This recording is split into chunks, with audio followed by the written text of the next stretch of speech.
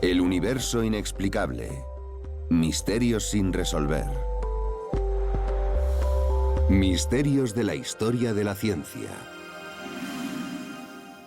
De todas las cosas increíbles sobre el universo, creo que hay dos que destacan por encima del resto. Una de ellas es que sabemos mucho acerca del universo.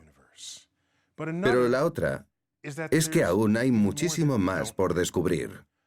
Y en lo que me gustaría centrarme en este episodio es en los misterios del universo en un tiempo pasado que ahora ya tienen explicación. La cultura humana ha albergado durante mucho tiempo misterios científicos. De hecho, en la era precientífica, es decir, antes de Galileo, hace 400 años, se pensaba que muchos de los misterios de la naturaleza eran obra divina. Tomemos, por ejemplo, la epilepsia. Una persona se está revolviendo en el suelo, tu mejor amigo, echando espuma por la boca. Si te guías por la teología cristiana, lo primero que pensarás es que esta persona está poseída por el demonio. Esa es una explicación natural de lo que está pasando a falta de cualquier conocimiento sobre los procesos neurosinápticos. Si tomamos otro ejemplo, pongamos que una mañana decides ir al bosque, es una mañana húmeda y fría, y te encuentras un círculo de setas. Nadie sabe cómo han llegado hasta ahí. Pasaste por ahí el día anterior y no había ni rastro de setas. Y ahora ahí están, formando un círculo perfecto. Los conocían como los círculos de hadas. La gente se imaginaba que eran ninfas del bosque o hadas que se juntaban en el bosque para dar sus reuniones, y aquellos eran sus asientos. Haditas pequeñas, por supuesto, y esas eran las sillas desde las que celebraban cualquiera que fuera el ritual de aquella noche.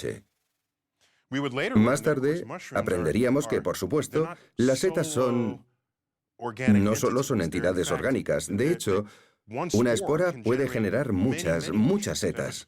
Y si una espora cae en un punto concreto, puede encontrar su camino y estar preparada para cuando las condiciones sean las adecuadas, la temperatura correcta, la humedad necesaria, y entonces todas emergen equidistantes desde la espora que cayó primeramente. De modo que con el tiempo conocimos la explicación a este fenómeno.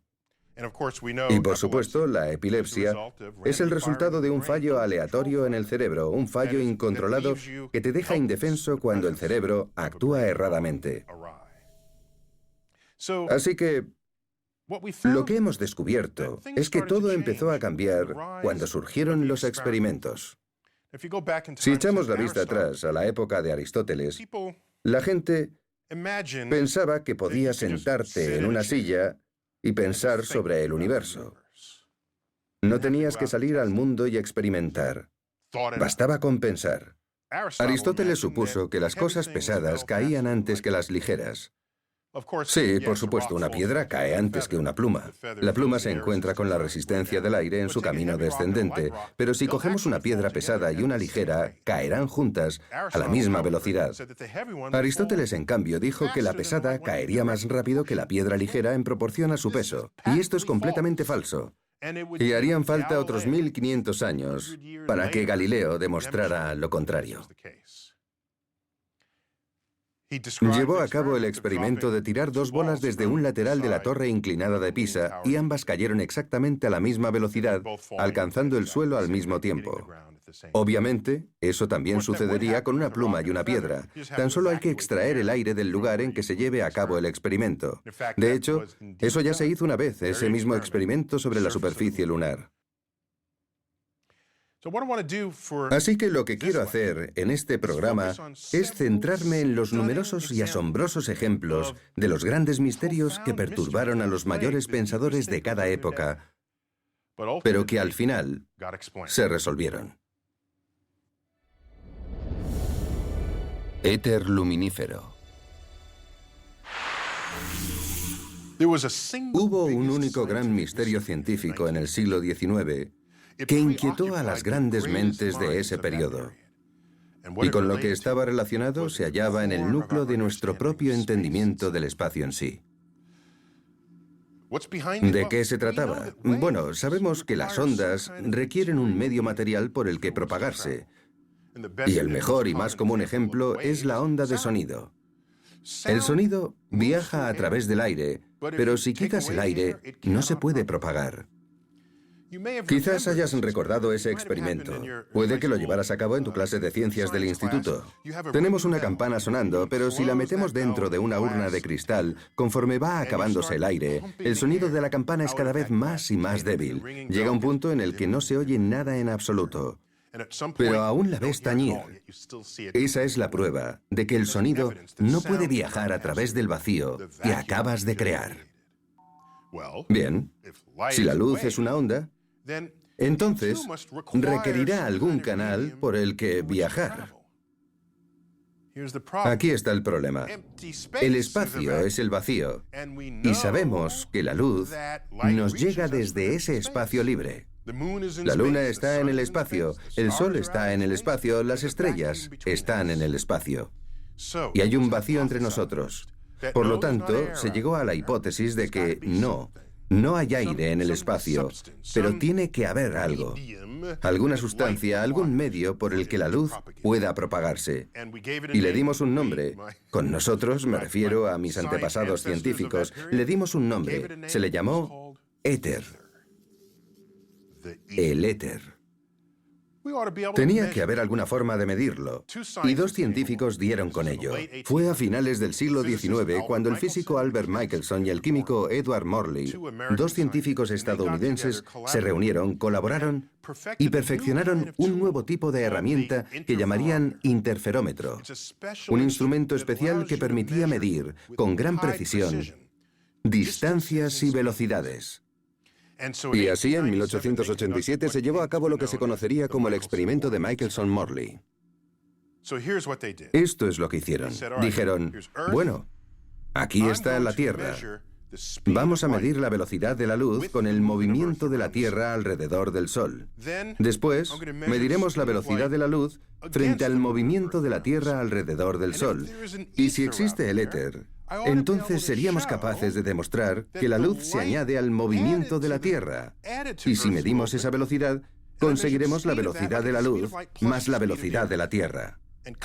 Y a la inversa, si hago esa medición, lo que vamos a conseguir es la velocidad de la luz menos la velocidad de la Tierra. ¿Tiene sentido? Por supuesto que sí.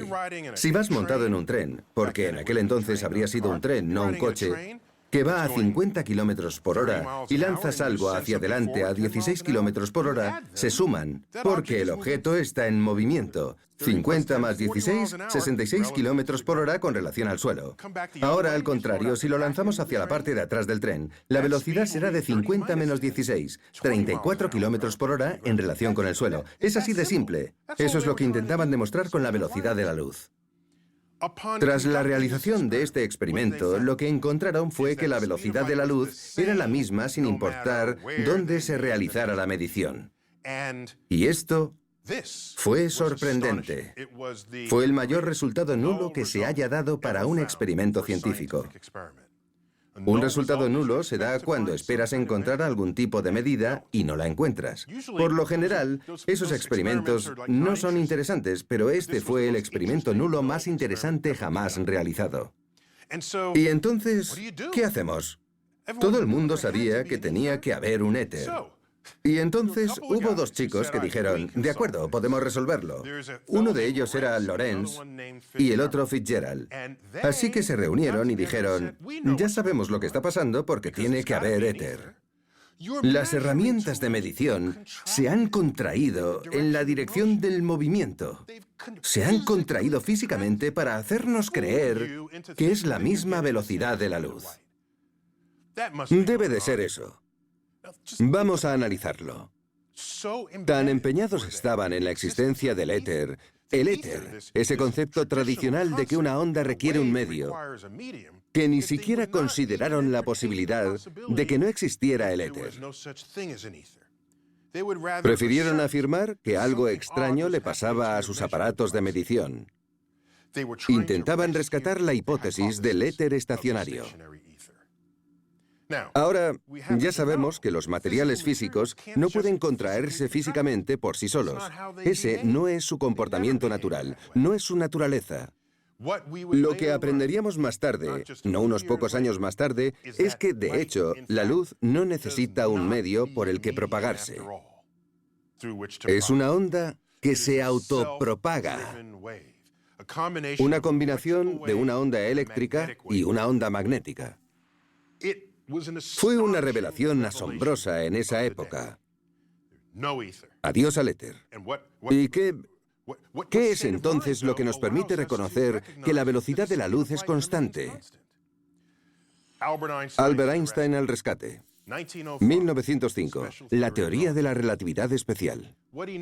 Llegó a unas conclusiones sobre esas ecuaciones que reducían los objetos físicos, las que hacían las mediciones para hacerte creer que era la misma velocidad de la luz. Lo que Einstein demostró es que no. Lo cierto es que no los reducen. Lo que ocurre es que la velocidad de la luz es constante. Lo cierto es que es constante. Y lo que ocurre es que la teoría de la relatividad especial cambia la forma en que hacemos estas mediciones mientras las hacemos. Y entonces es cuando descubrimos que el éter no es necesario. La velocidad de la luz es constante y tenemos un conductor a un proscenio en la historia de la ciencia en la que el éter era el clavo al que agarrarse. El último bastión de la física clásica antes de que el siglo XX abriera sus puertas. Porque en el siglo XX lo que aprendimos es que, independientemente de tu sentido común acerca de cómo debía ser el mundo, la ciencia del siglo XX y la posterior nos llevan a un momento en el que, de hecho, para entender el universo, al menos momentáneamente, tienes que abandonar tus sentidos. El descubrimiento de Neptuno. A continuación, hablaremos del descubrimiento del planeta Neptuno. Pero antes, volvamos a 1781, cuando Sir William Herschel descubrió Urano. Era el único que contaba con esos grandes telescopios en aquella época. Y, de hecho, descubrió Urano por accidente. Creía que había descubierto un cometa. ¿Qué si no iba a haberse movido entre las estrellas del fondo sino un cometa? Para él era inconcebible haber descubierto un planeta porque nunca nadie antes lo había hecho. Mercurio, Venus, Marte, Júpiter y Saturno están visibles en el cielo para cualquiera que sepa buscar. Ni siquiera se requiere un telescopio. Durante mucho tiempo se negó a creerlo y pensó que solo había divisado un cometa. Incluso dijo, vaya cometa más raro, ni siquiera va dejando una estela como todo cometa debería hacer. Lo cierto es que el hombre había descubierto Urano. La pregunta es, por tanto, ¿se aplica la ley de la gravedad de Newton a tanta distancia en el sistema solar? La ley de la gravedad de Newton se había probado entre la Tierra y la Luna, y los planetas interiores y el Sol. Y funcionaba. Era buena, era poderosa, era predictiva. De modo que aquí estamos ahora, en los confines exteriores del sistema solar. Habrá que probarla. Esta es la era de probar nuestras ideas. Esperamos 70 años. Y durante más de esos 70 años vamos a recibir datos sobre el lugar en el que está orbitando Urano. ¿De acuerdo? ¿Cuánto tiempo tarda Urano en completar una órbita? 84 años. De modo que 70 años es la mayor parte de 84. Vamos por buen camino. Hay mucha información para comparar. Si decimos dónde debería estar Urano según la ley de Newton, ¿dónde calculo que debería encontrarse en el sistema solar? ¿Hay alguna diferencia o no? Si hemos acertado, vamos bien. La teoría de Newton también es válida aquí. Perfecto. Pero descubrieron que no coincidían. ¿Desechamos entonces la ley de Newton? Porque era muy válida. A nosotros nos ha valido. Nadie quería dejarla, pero entonces, ¿cuáles eran las opciones? Quizás haya otra fuente de gravedad que no hayas conciliado en tus esfuerzos. Entre todas las otras fuentes de gravedad que has considerado, se te ha pasado una. Y si la has incluido, quizás eso explique por qué parece que Urano se comporta de forma extraña. Y así fue como comenzó la cacería. El matemático y astrónomo británico John Couch Adams era especialista en mecánica celeste.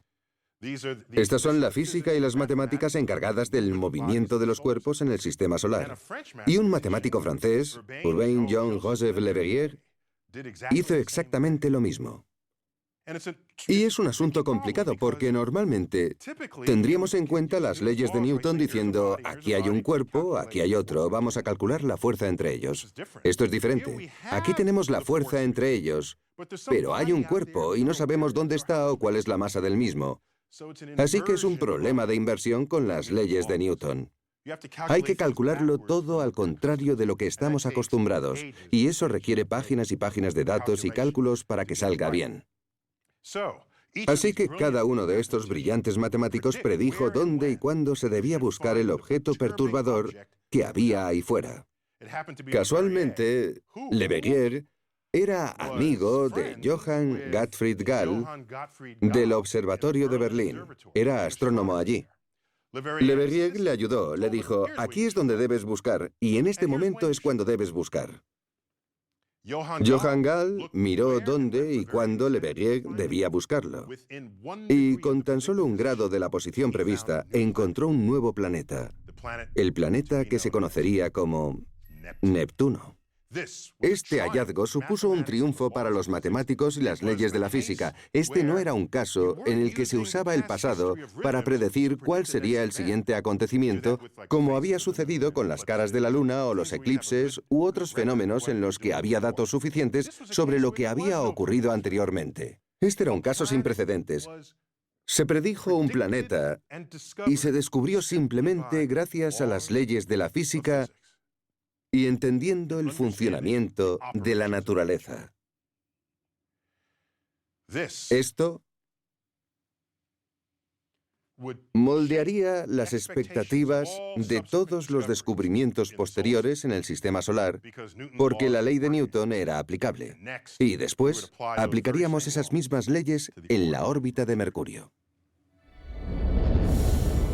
La órbita de Mercurio. La naturaleza puede ser sutil. Aún no sé si eso es bueno o malo, pero es cierto. Voy a dar algunos ejemplos. Tomemos las leyes de Newton. Las leyes del movimiento y la gravedad de Newton son poderosas herramientas que nos permiten entender y decodificar el movimiento de los objetos en el sistema solar.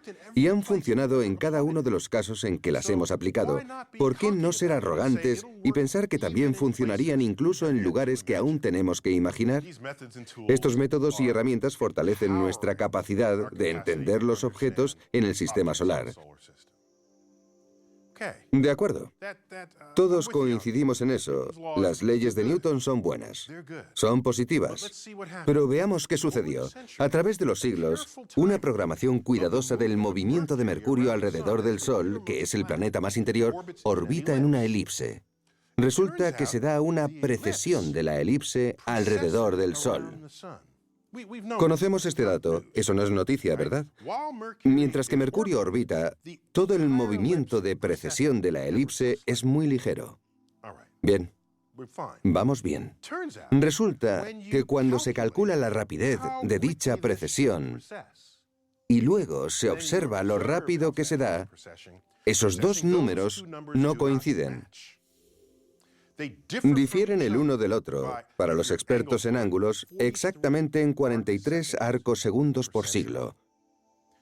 Una nimiedad. Pero se tardó mucho tiempo en establecer esa unidad de medida para concluir que estos dos no coincidían. Bueno, ¿y cuál es la causa? Nadie lo sabe. Pero en 1859, en la cresta de la ola de sus éxitos con el planeta Neptuno, Leverrier dijo, ya lo tengo, esto ya me ha pasado antes. ¿Cómo crees que encontré Neptuno ahí fuera? Tiene que haber alguna otra fuente de gravedad que hemos de tener en cuenta en nuestro inventario de objetos del sistema solar interior. Así que dijo, ya está, tal vez hay un cinturón de asteroides. Un segundo cinturón de asteroides en el sistema solar entre Mercurio y el Sol. Y la gravedad colectiva es lo que está dando una fuerza extra a Mercurio. Unos cuantos años después, hubo un astrónomo que encontró un planeta que se movía a través de la superficie del Sol. Un planeta que no era Mercurio. Leverrier dijo, vale, ya no necesito el cinturón de asteroides, debe de ser ese objeto. De hecho, voy a nombrarlo. Voy a llamarlo Vulcano. Un nombre impresionante para un planeta, muy apropiado para algo que está tan cerca del Sol. Esa es la raíz de la palabra volcán. Así que se convirtió en el chivo expiatorio de esta fuerza extra en Mercurio para crear esa diferencia en la precesión. El problema es que, al mismo tiempo que este astrónomo estaba haciendo sus mediciones, otra persona con un telescopio mejor estaba observando el Sol y dijo: «Yo no veo nada al otro lado del Sol, debe de haber algo mal en sus cálculos». Y casi de la noche a la mañana, Vulcano desapareció de todas las bases de datos. Se habían creado informes basados en cálculos erróneos. Así que ahora nadie creía lo que decía Leverrier sobre el movimiento de Mercurio. Pero quizás aún pueda salirse con la suya. Tal vez es que está tan cerca del Sol que no se puede ver bien debido al resplandor. Mucha gente estaba de acuerdo con esa explicación, así que siguió diciendo: «Sí, es Vulcano. No lo hemos visto nunca, no sabemos dónde está, pero seguro que está por ahí». Pasamos a hablar de Albert Einstein. En 1916 publicó la teoría general de la relatividad, la teoría moderna de la gravedad. En ella, el espacio y el tiempo son como un tejido. Piensa en ello como un tejido deformable. Y la gravedad no es una fuerza entre dos objetos, la gravedad es la forma de ese tejido. Y los cuerpos se mueven dependiendo de cómo se mueva ese tejido. Y cuando se toman en cuenta todos los principios de la relatividad, lo que encontramos es que Mercurio está siguiendo los movimientos del tejido, del espacio y el tiempo en las proximidades de una fuente de gravedad extremadamente fuerte e importante, que es el Sol. De hecho, las leyes de Newton fallan cuando estás tan cerca de una fuente extrema de gravedad. Esto conmocionó al mundo. Y es un recordatorio de que ya estábamos invocando las leyes de Newton. Estábamos listos. Invocamos las leyes de Newton para descubrir el planeta Urano. Y en nuestras mentes arrogantes dijimos: «Vamos a solucionar el problema de Mercurio de la misma manera», solo que descubrimos que no era así. Pues Mercurio requería una nueva rama entera de física para poder explicar su movimiento. Así que, sí, la naturaleza puede ser sutil. Esa es la belleza y el desafío al que se enfrentan los científicos modernos. Modelos del universo conocido. No todas las investigaciones sobre el universo implican zambullirse en lo desconocido. En ocasiones, las personas tienen el reto de aceptar las cosas tal y como son y llegar a una comprensión coherente y completa del universo conocido. De hecho, las personas que logran hacer esto son parte de las culturas que valoran el pensamiento profundo, las que se pueden permitir el lujo de tener tiempo para investigar la naturaleza del mundo conocido. Uno de mis ejemplos favoritos es el de Claudio Ptolomeo. Era un astrónomo y matemático alejandrino que vivió alrededor del siglo II después de Cristo.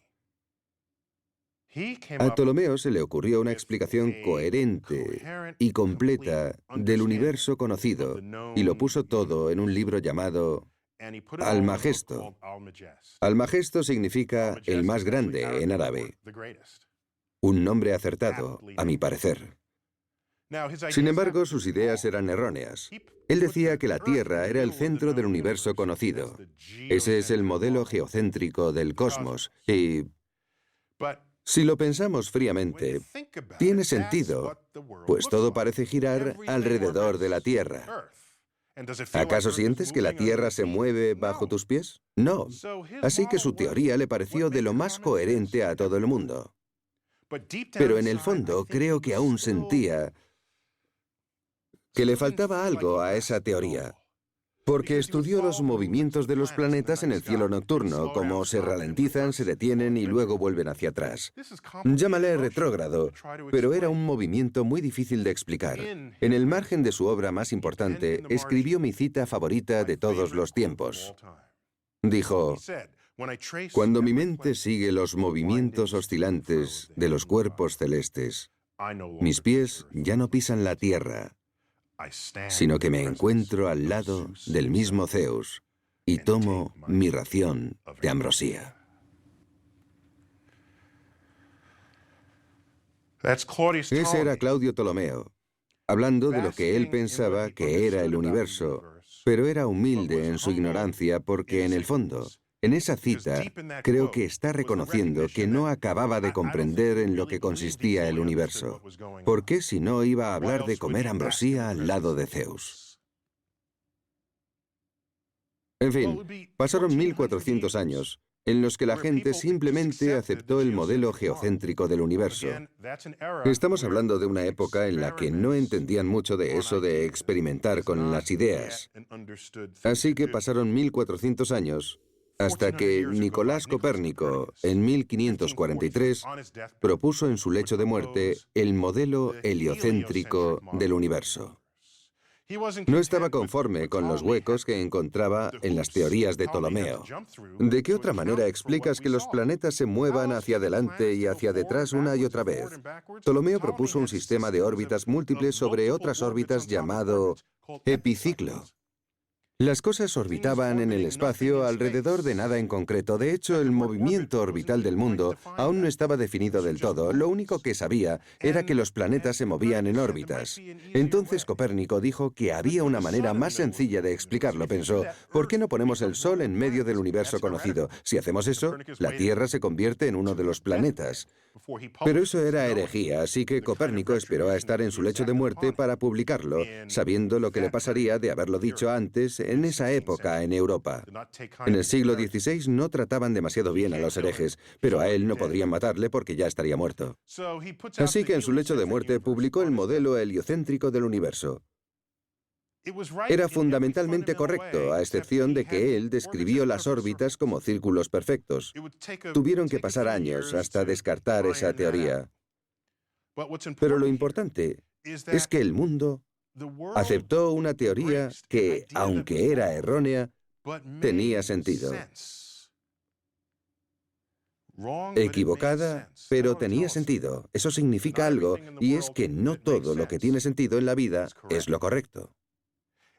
Y si ese es el caso, ¿quién eres tú? ¿Y qué pasa con el Zeus de Ptolomeo? ¿Por qué se le muestra reverencia? Si Ptolomeo hubiera comprendido todo, ¿habría mencionado a Zeus en su cita? Y si aceptamos que Dios es la respuesta a todo lo que no entendemos, porque la mano de Dios es más grande de lo que la mente humana podrá jamás comprender, entonces, ¿qué es Dios? Implicaciones teológicas. A lo largo de la historia, la tendencia ha sido siempre la de atribuir a Dios todo aquello que ignoramos del universo, atribuirle todos los fenómenos desconocidos. Si tú prefieres aceptar la ignorancia, entonces estás haciendo lo mismo que hizo Isaac Newton en su obra más famosa, Principia, Principia Mathematica. La traducción del latín es Los principios matemáticos de la filosofía natural. Ese es el título completo de ese libro, publicado en 1687, en el que descubrió las leyes del movimiento y la ley universal de la gravedad. En él representa el fruto de su esfuerzo y sus cálculos para resolver los problemas con los que se encontraba. Bien, en esta gran obra, trató de comprender el sistema solar como un conjunto de objetos y aplicó la ley universal de gravedad teniendo en cuenta dos cuerpos al mismo tiempo, la Tierra y el Sol, la Tierra y la Luna, la Tierra y Marte. Cuando hacía esto, los cálculos le salían bien. Pero, por supuesto, el sistema solar es la suma de todas las fuerzas gravitatorias que se crean en todos los planetas. Cuando intentó aplicar los mismos cálculos que aplicaba a dos cuerpos aislados, fracasó. ¿Qué demostraban esos cálculos? Que todas esas fuerzas aplicadas sobre los planetas por el resto de planetas convertirían el sistema solar en algo inestable y los planetas saldrían disparados al espacio interestelar. Para empezar, por supuesto, sabía que ese no era el caso, pero sabía que su ley de gravedad funcionaba, Así que llegó a la conclusión de que debía de haber un poco de ayuda divina. La mano de Dios siempre aparece a lo largo de la historia para corregir los cálculos humanos. Bueno, pues pasó un siglo hasta la publicación de una gran obra del matemático francés Pierre-Simon Marquis de Laplace. Escribió un tomo de 5 volúmenes llamado Céleste Mécanique, la mecánica celeste. Fue justo en el cambio del siglo XVIII al XIX. Era contemporáneo de Napoleón, pero ya volveré a eso luego. De modo que, en esta obra, desarrolló una nueva rama de las matemáticas mediante la cual tomaba una gran fuente de gravedad y otras cuantas pequeñas fuentes de gravedad. La llamó la teoría de la perturbación. Era la cantidad de matemática necesaria para dar respuesta a cómo actuaba el sistema solar. Al escribir esto, demostró que el sistema solar es estable, contrariamente a lo que Isaac Newton trató de demostrar un siglo antes. Napoleón se interesó por esta obra y la leyó de cabo a rabo. El mismo Napoleón, que no era únicamente un general tirano. El tipo leía todo lo que podía de física e ingeniería, dos ramas que le ayudarían a ganar muchas guerras. Llamó a Laplace y le dijo: «Señor, no ha nombrado a ningún diseñador para este sistema». Con eso se refería a la asignación de la mano de Dios por parte de Isaac Newton. Laplace contestó: «Señor, no he necesitado esa hipótesis». Así que, ¿cuál es la lección? La lección es que estamos rodeados de ignorancia de una forma u otra. Si quieres cubrir esa ignorancia apelando a la mano de Dios y decides no sentir curiosidad para investigar, jamás llegarás a una solución. Isaac Newton dijo que era obra de Dios y así acabó con sus problemas. Laplace, más allá de sus creencias religiosas, vio un problema y decidió hallar una solución. A medida que avanzamos, podemos echar la vista atrás a los problemas que tuvieron lugar en el pasado y que se resolvieron. Miro los problemas que nos rodean actualmente, en la frontera de los avances científicos, y creo que resolveremos la mayoría de ellos. Algunos puede que no podamos resolverlos debido a nuestras limitaciones como especie. Y por supuesto, surgirán nuevos problemas, pues estos surgen a medida que vamos descubriendo más y más sobre el universo y nos hacemos preguntas. Y eso es, a mi parecer, lo más emocionante de todo el movimiento en la frontera de la ciencia.